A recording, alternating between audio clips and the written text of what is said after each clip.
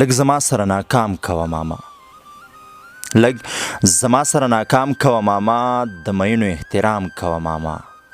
په ما ګرانه ده نو ځکه درته وایم، په ما ګرانه ده نو ځکه درته وایم، په دې کشره لور دې پام کوه ماما. په وړو وړو پیالو به کارو نشي، په وړو وړو پیالو به کارو نشي، د جامونو انتظام کوه ماما. په دې ښار کې د تپوس کولو څوک دي، په دې ښار کې د تپوس کولو څوک دی، قتلونه سریعام کوه ماما. داوځو لره کتللې هیر دې نشي، داوځو لره کتللې هیر دې نشي، په فضل باندې سلام کوه ماما. السلام علیکم ګرانو کتونکو، سلامونه او نیکې هیلې ومنئ. پروګرام پیرزونې سره زه یم ستاسو کوربه محمد شاه خان دلکش. څنګه چې تاسو ته پته د پروګرام پیرزونې ټیم همیشه دپاره دا هڅه کړې ده، کوشش یې کړی دی چې د کار شاعران او د معیار شاعران راوچت کړي، تاسو ته یې په دې سکرین باندې وښیي چې تاسو سره یې پیژنګلو وشي. په دغه لړ کې نن راغلي یو افغانستان ته، د افغانستان ته راغلي د پښتنو لوی کور ته راغلي یو، په کابل کې ناست یو.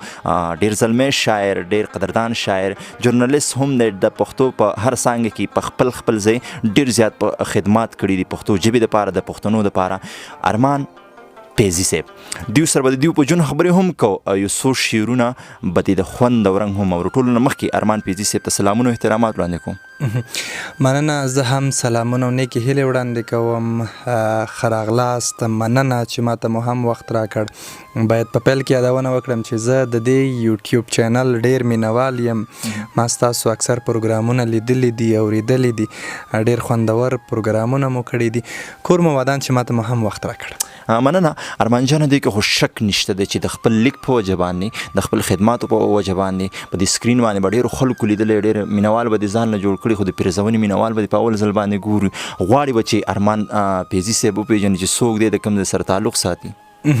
مننه، زه ټولو ته د دې چینل لیدونکو ته بیا هم سلام وړاندې کوم او احترامات او مینه، په دې هیله چې دا څو شیبې چې د دې خپرونې له لارې ستاسو په چوپړ کې یو راسره ستړي مه شئ او همداراز د پروګرام تر پایه پاتې شئ. زما نوم ارمان فیضي دی او زه د افغانستان د لغمان ولایت سره تعلق لرم او د لغمان ولایت یم. ارمان پیزي صاحب، ارمان پیزي ته کله معلومات شو چې د ارمان پیزي په د وجود دننه یو شاعر پروت دی او هغه چغې وایي چې ما بهر که د شعر په انداز کې؟ مننه، ښه پوښتنه. زه د مکتب له دوران څخه نو زموږ دلته خو په کابل کې ټول مضامین په دري ژبه کې تدریسیږي، خو د پښتنو لپاره اوس جدا کیږي. دري ژبې یوه ټولګۍ کې او بله او پښتانه په جدا جدا کلاسونو کې کینوي. نو کله چې هغه وخت نور مضامین په دري ژبه کې ول، نو یو مضمون موږ درلوده چې د پښتو په نامه. نو زما ډېره لیونۍ مینه او لیوالتیا وه ورسره. د همغه وخت نه مې شعرونه ډېر ښایسته لوستل او استادانو به زه ډېر هڅولم. هغوی به ویلې چې پاسه ته دا شعر ښه وایې، ته یې ووایه. نو همغه یو خو مکتب کې لیوالتیا وه د شعرونو سره، بل ورو ورو ټولنې ته په کتو، حالاتو ته په کتو، نو بیا موږ هم شاعر شو، شعر و شاعرۍ ته مو مخه وکړه او زموږ ډېر کاروبار هم د دې ادبي پروګرامونو سره و. نو دې لپاره موږ هم ماته ګډ بیتونه لیکلی دي. صحیح. ارمان جانه، د شاعرۍ په دې دنیا کې زده کړې مو د چا نه کړي دي؟ استاد مو څوک دی؟ که زه درته وایم چې دا به مبالغه وي او یا دا به ځان ښودنه او ستاینه وي، تر ننه پورې خو ځانګړی کوم استاد نه لرم، خو دوستان چې ما سره په مشاعرو کې راغلي دي، ملګري دي لکه تاسو، نو چې شعر مې لیکلی دی اول مې هغوی ته وړاندې کړی دی، خو داسې خاصه لارښوونه راته تر ننه پورې چا نه ده کړې چې دا باید په دې ډول ولیکل شي. مطالعه مې وه پکې او د ادیبانو سره کې ناسته پاسته ډېره وه، د هغوی شعرونه مې لیدلي دي. مثلا ستر شاعران دي چې زه تل د هغوی شعرونه ډېر خوښوم، نو هغه شعرونه مې چې مطالعه کړي دي خپله د مکتب له دوران او تر ننه پورې په دې بریالی شوی یم چې خپل هم شعرونه ولیکم. خو زه تر ننه مې چې شعرونه وړاندې کړي دي، ستاینه دې ونه شي، ځان ښودنه دې ونه شي، نو چا پکې کوم نقص نه دی پیدا کړی تر ننه پورې. صحیح. خوښه دې نه ده چې پیرزووني مینوالو سره خپل دا جادوګر غزل شریک کړي؟ مننه، جادوګر خو به نه وي، ستاسو ستاینه ده. نو په دې هیله چې د ټولو لیدونکو دې د پام وړ وګرځي. دا بیتونه ما نن ولیکل، که څه هم اصلاح شوي هم نه دي، خو نن باید دا تاسو ته زه در وړاندې کړم. ارشاد غوږ یاورو. وایي بې وجوده مې د شګو جهان راوړ، بې وجوده مې د شګو جهان راوړ، راغلم تا ته مې بې دمه اسمان راوړ. بیا وایي دا شعر. مننه. وایي بې وجوده مې د شګو جهان راوړ، راغلم تا ته مې بې دمه اسمان راوړ. او ستا وصال به په دوهم ژوند رب ته ښایم. ستا وصال به. مننه. وایي ستا وصال به په دوهم ژوند رب ته ښایم، چې له تیر ژونده مې دغه ارمان راوړ. ډېر ښه دی. مننه. وایي دا چې نن مې د سینې اسمان خوځېږي، دا چې نن مې د سینې اسمان خوځېږي، زړه مې بوت شو که هنده وي ایمان راوړ. بیا وایي دا شعر. مننه. دا چې نن مې د سینې اسمان خوځېږي، زړه مې بوت شو که هنده وي ایمان راوړ. او بیا د کوم مذهب سرکوز لښکر له حده، بیا د کوم مذهب سرکوز لښکر له حده، هدیرې ته یو نیمګړی انسان راوړ. او زه خو هسې هم د خدای مخلوق ته ژمن وم، زه خو هسې هم د خدای مخلوق ته ژمن وم، مورې ولې د سپېڅلی قرآن راوړ. او ای ارمانه ژوند مې وړی و تر ښاره. ای ارمانه. مننه. ای ارمانه ژوند مې وړی و تر ښاره، او په اوږو باندې مې بار په تاوان راوړ.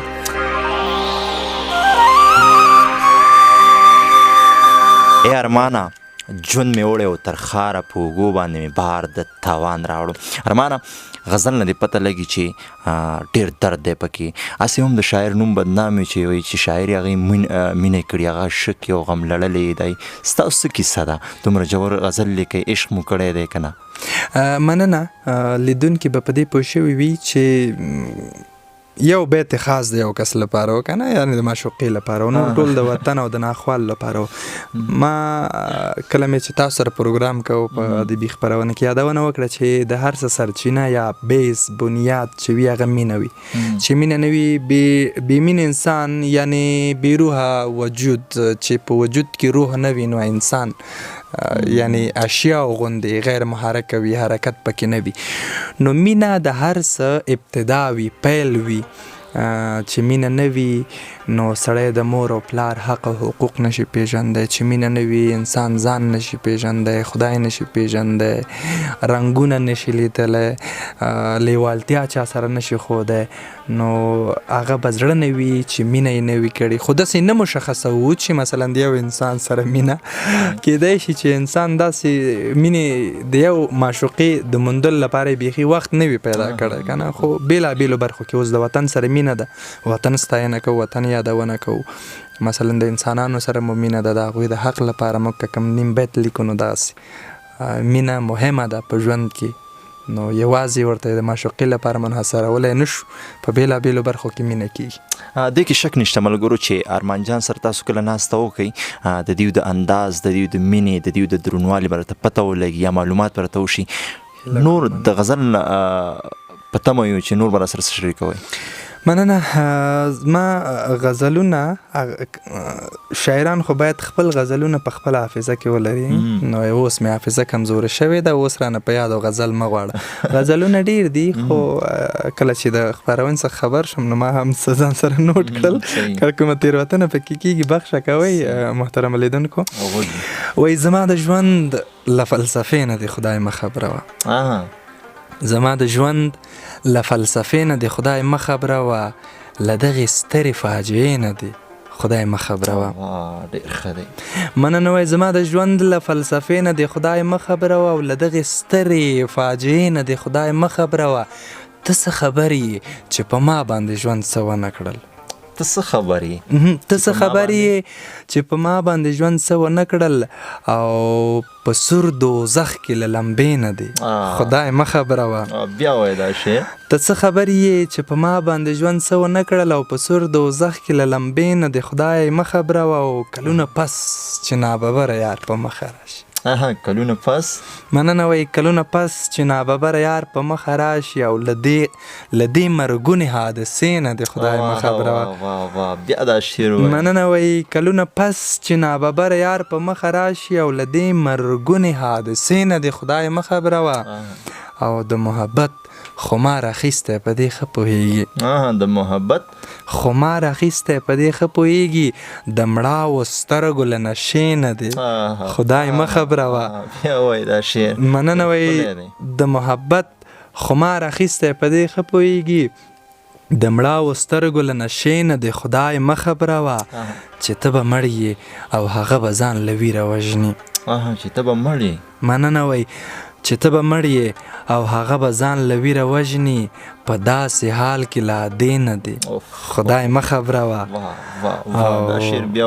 مننه وایي چې ته به مړ یې او هغه به ځان له ویره وژني په داسې حال کې لا دې نه دی خدای مه خبره وه ارمان په صبر عادت شوی دی خو تا دې صنم ارمان په صبر عادت شوی دی خو تا د صنم له زهرجنې حوصلې نه دی خدای مه خبره وه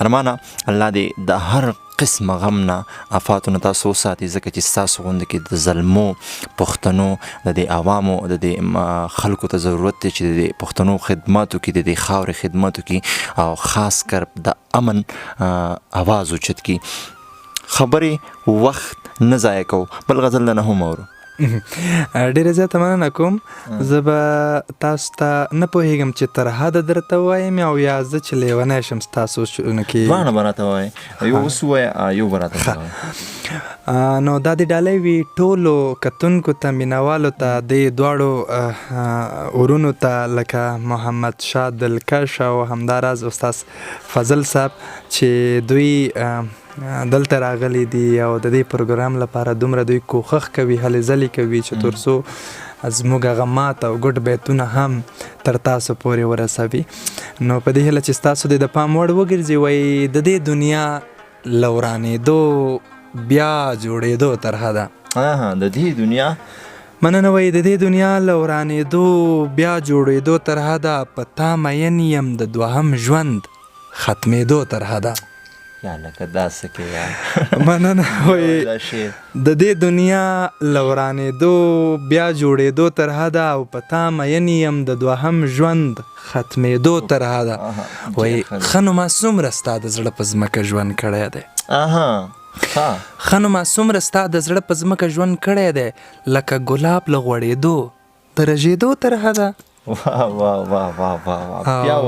مننه ښه نو ما څومره ستا د زړه په ځمکه ژوند کړی دی لکه ګلاب له غوړېدو د رژېدو تر حده او ما ویل تر کله دې په تمه کښېنم ویې ویل مننه ما ویل تر کله دې په تمه کښېنم ویې ویل په تمه کښېنه د اسمان د غورځېدو تر حده مننه ما ویل تر کله دې په تمه کښېنم ویې ویل ما ویل تر کله دې په تمه کښېنم ویې ویل په تمه اوسه د اسمان د غورځېدو تر حده او مورې تر هغې دې له سترګو سترګې نه اړوم مورې ډالۍ دې وي ټولو میندو ته مورې تر هغې دې له سترګو سترګې نه اړوم په جنتونو کې د خپل خالق لیدو تر حده مننه مورې تر هغې د له سترګو سترګې نه اړوم په جنتونو کې د خپل خالق لیدو تر حده او ارمانه دومره یې له ځانه سره وساتلې ارمانه دومره یې له ځانه سره وساتلې لکه بنګړې په مړوند د ماتېدو تر حده ډېر ښکلی ارمانه خوږي نور به دې هم زړه کې ساتي ارمانه دا راته ووایه دا دومره ژور سوچ دی د دومره درانه الفاظ دي دې له به کتابي شکل ورکوئ او که نه مننه تاسو یې ستاینه کوئ کور ودان هغه موږ ته خو خپل دا بیتونه که څه هم مبالغه دی ونه شي ښه نه ښکاري خو تاسو چې داد راکوئ دا ستاسو مینه ښایي چې تاسو دومره مینه لرئ د پښتو ادب سره چې تاسو د پېښور څخه راغلي یاستئ دلته که څه هم جدا ممالک به ورته نه وایو ځکه چې زموږ او تاسو زړونه سره یو دي کار چېرته یو نو دا ستاسو مینه ښایي پاتې شوه د دې بیتونو خبره انشاءالله پلان لرم چې په نږدې راتلونکو کې خو تاسو ته به پته وي تاسو هم شعر او شاعري کوئ چې کله کم شعر لیکل کېږي تر څو چې لس 15 کسانو تاییدي پرې وانخلو وړاندې نه کړو داسې مستقیم یا غیر مستقیم چې ډاډه نه شو چې رښتیا دا غوره غزل دی هغه له ځان سره بیخي نه ساتو نو دغسې ما یو دفعه خپل شعرونه غزلونه ټول کړي وو خو د خواشینۍ سره باید ووایم چې کتابچه رانه ورکه شوه بیا څه برخې چې زما په ذهن یا حافظه کې ول هغه مې بیرته نوې کتابچې ته انتقال کړل نو انشاءالله په نږدې راتلونکي کې به کتاب چاپو او ډالۍ به بیا وي لومړنۍ ټولګه او کتاب چاپ به د دې خپرونې پیرزوینې ته ډالۍ وي ځکه چې دوی هم پیرزوینه وکړه موږ یې ونازولې دا د دوی پیرزوینه ده ډېره زیاته مننه ارمان جانه یو غزل را سره شریک بیا پروګرام راغونډو ځکه چې په تاسو باندې هم ناوخته دی ډېره زیاته مننه خبرې خو له تاسو دواړو سره ستاسو محترم او استاد سره د کامرې په برخه کې چې اوس هلې ځلې کوي دومره خوږې دي تاسو باور وکئ چې زړه مو بیخي نه کېږي چې خبرې پای ته ورسوو خو لکه څنګه چې ښکاري سټډیو ده له تاسو سره خپرونه پای ته ورسېده نو خبره دا ده چې زه دا غزل بیا هم ټولو لیدونکو ته او تاسو دواړو ته ګلونو ته د مینې څخه مو ډېرې زیاته مننه ډېر پخوا مې لیکلی و که څه هم ما باید تاسو لپاره د تازه په تازه کوم غزلونه چې ول هغه مې ډالۍ کړي وو خو دا خپل خامي هم لري خو بخښه کوئ پکې وایي زه چې لیونی شم ستا سوچونو کې زه چې لیونی شم مننه وایي زه چې لیونی شم ستا سوچونو کې بیا مې لټوه چېرته په غرونو کې ډېر ښه دی زه چې لیونی شم ستا سوچونو کې بیا مې لټوه چېرته په غرونو کې دا د ډالۍ وي تا ته وایي لمر یې که سپوږمۍ یې که اسمان یې ته وای لمر یې که سپوږمۍ یې که اسمان یې ته ستوري مې لیدلي ستا خالونو کې ډېر ښه دی دا خو به زه بیا نه وایم چې بیا ووایم زه به بیا وایم زه به په نزاکت پوه شم وای لمر یې که سپوږمۍ یې که اسمان یې ته ستوري مې لیدلي ستا خالونو کې او خود په شاوګیرو به سترګې سرې کړمه خود په شاوګیرو به سترګې سرې کړمه او نه راځي چې اوس مې په خوبونو کې ډېر ښه دی او نه رغېږم ستا مینې رنځور کړمه نه رغېږم ستا مینې رنځور کړمه مننه نه رغېږم ستا مینې رنځور کړمه او ګرځم که هر څو په زیارتونو کې ډېر ښکلی دی څومره غم چې زه لرم په دې زړه کې اوس بیا ونه وایي چې مینې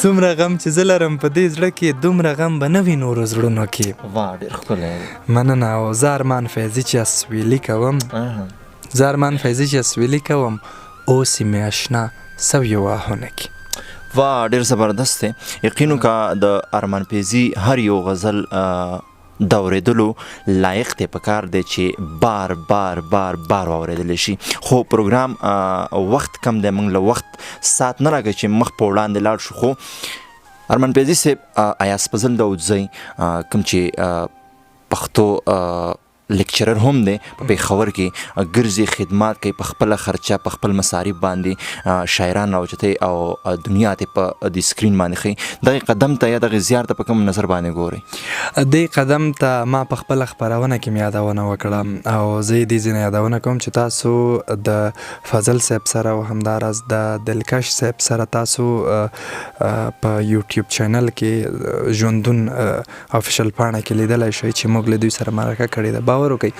زه به په دوو الفاظو دا نه راټولوم چې بس ډېر کوښښ کوي ډېرې هلې ځلې کوي تاسو خپله دا راته ووایاست چې دا څومره لیونۍ مینه ده چې غرونه مزل وکئ په شپو او ورځو لرې لاړ شئ د څه لپاره چې مینه ولټوئ الفاظ ولټوئ د څه لپاره د دې لپاره چې مسافر ورونه د نړۍ په ګوټ ګوټ کې میشت پراته پښتانه ورونه دغه مرکه وګوري تاسو ماته دا ووایاست چې د دې مرکې مالي یا مادي ګټه به د دې دوه ورونو لپاره څه وي؟ زه چې فکر کوم هیڅ، دوی خپل شخصي لګښت هم ورکوي، خو د دې معنوي ګټه ده چې دوی مینې پیام تر تاسو پورې رسوي، خپل ژبې لپاره خدمت کوي. څوک چې د خپل ژبې لپاره خدمت کوي، تاسو فکر وکړئ چې هغوی څومره احساس لري، د هغوی میندې څومره بختورې میندې دي چې دومره با احساس زامن یې ټولنې ته وړاندې کړي دي چې نن سبا موږ او تاسو که چېرته خپلو منځو کې غږیږو، تعصب دومره ډېر شوی دی چې زه په دې دغه بغه نه پوهېږم، زه په دې نه پوهېږم، ما سره په دې ژبه غږېږه. خو دوه ځوانان راپورته کېږي، غرونه په ساعتونو مزل کوي، لوږه تنده تېروي، مصیبتونه، ناامني، بریدونه، چاودنې، دا حالت ټول تر شا پرېږدي، راځي ځوانان پیدا کوي. هغه وایي که نه، یو غمی د سیند په تل کې داسې غورچاڼ کسان تاسو ته ټولوي، او بیا د دې پیچ له لارې هغوی دومره معروف کېږي چې هغوی ته بیا په رسمي توګه بلنې ورکول کېږي او فلانه صاحب او فلانه صاحب یادول کېږي. نو زه د دوی دواړو څخه، د دلکش صاحب څخه او د فضل صاحب څخه د زړه له کومې مننه کوم، مینه او احترامات ورته ډالۍ کوم چې دومره عزت یې راکړی. عزت دا نه دی چې یوازې شمله راته په سر وتړی او یا ما په پیسو او یا جامو باندې ونازوي. عزت دا دی چې تا ماته د یو شاعر په صفت وکتل، ما ته د وخت راکړ چې زه ستاسو په دې پاڼه کې د لیدونکو او اوریدونکو چوپړ کې اوسم.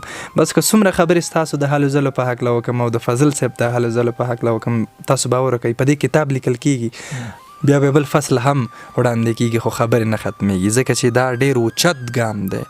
دا هر څوک نشي درکولی، دا هغه څوک درکولی شي چې هغه له وطنه لرې پاتې وي او د پښتو یو کلام پس یو روغبړ چې کوي په پښتو کې، چې هغوی ورپسې په تمه دي داسې لیونۍ مینه ده ورسره چې یو څوک دې پیدا شي په دې پردي دیار کې راسره په پښتو وګړي. هغوی چې دغه مرکه ګوري، تاسو باور کوئ تنده یې ماتېږي، د زړه د تله به تاسو ته دعا کوي. ډېره زیاته مننه کوم. ستاسو هم مننه ملګرو. یقین وکړئ، یا خو دا زما د یاسفضل صاحب صفت کوي په ما ښې لګي، یا د دې سړي خبرې خوږې دي. مننه دې کوم ارمان فیضي صاحب چې موږ له دې پروګرام کې وخت راکړو. ډېره زیاته مننه. بیا هم لنډ پیام چې ستاسو د خپرونې وخت ډېر ونه نیول شي، ټولو ورونو ته، میندو ته، خویندو ته چې چېرته دي، راځئ د دې نه به تېرېږو چې موږ او تاسو پښتانه یو، سره نږدې یو، د دې نه به هم تېرېږو چې په یو هېواد کې یاستو. راځئ اسلام ته ترجیح ورکوو. په اسلام کې ویل شوي دي چې موږ او تاسو ټول سره ورونه او خویندې یاستو. نو چې ورونه او خویندې یاستو، راځئ چې پرته د تعصب نه، پرته د کم کینې، بغض او تربګنۍ څخه یو بل ته غاړه ورکړو. تاسو باور وکړئ که چاودنې نه وي په نورو هیوادونو کې، خو د انسان مرګ د پیدایښت څخه مخکې لیکل کېږي که نه، یو ترس کې مرګ دی، یو ترپ کې د سترګو په رپ کې. نو مخکې تر دې چې هر څه پای ته ورسېږي، ختم شو ژوند، سره خدای پاماني وکړو، دا ژوند بیرته نه راځي، دا ژوند بیرته نه راځي. نو چې کله دا ژوند بیرته نه راځي، نو راځئ داسې یو نیک کار وکړو، حد اقل یو بل ته مینه ورکړو، جان او قربان، یو بل سره امداد وکړو، تر خپلې وسې پورې د یو انسان ستونزه حل کړو، نو الله تعالی به ضرور پر موږ باندې رحمېږي. نو پیام دا و چې تل د یو بل سره مینه وکړو. د یو کشر ورور په صفت مې دغه غوښتنه له تاسو څخه وکړه، او تاسو نه هم ډېره زیاته مننه. کور مو ودان، خوشحاله اوسئ. مننه ملګرو. دا ارمان فیضي صاحب چې خوندورې خبرې، ګټورې خبرې او د خوند او رنګ شعرونه تاسو اورېدئ. امید دی چې ستاسو په پروګرام ډېر خوښ شوی وي. انشاءالله په بل پروګرام کې به د یو نوي زلمي سره بیا ملاقات کیږي. تر هغې دمه چې چېرته یې، ها د آباد او بریالي اوسئ.